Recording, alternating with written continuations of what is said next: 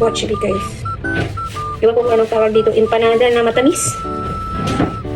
Yeah. Para siyang tart. Tapos yung aking palaman is langka na niluto ko sa matamis. Ito yung tira ko kahapon. Abigail, to toilet. There's no Abigail to. Ito yung tira ko kahapon. Pagpapatuloy ko. Kahapon. Masarap siya pero ano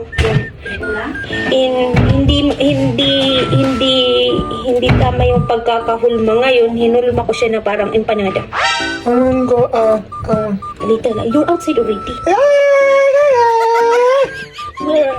Maghanap buhay tayo.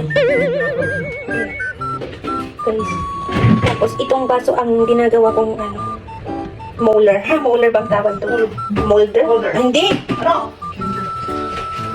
Yung molder, yung lagayan. Hey, come here. Hindi yan. I want to walk in. Oh, yeah. This one, you can use this. Yo, pusa mo talaga.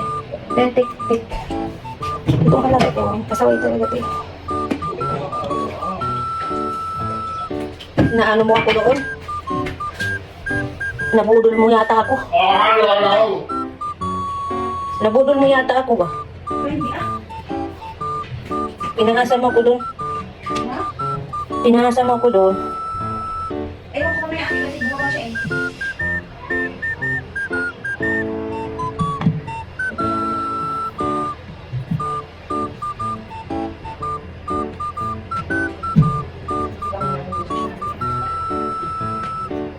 Ay, hindi na naman siya circle.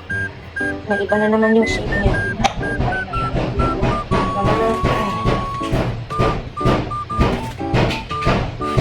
Gagawin na, nandun, wala. Gagawin natin itong empanada. Tingnan natin. Pagpatuloy natin mamaya. Ay guys, ito na ang aking nagawa. Pasensya na kayo sa design.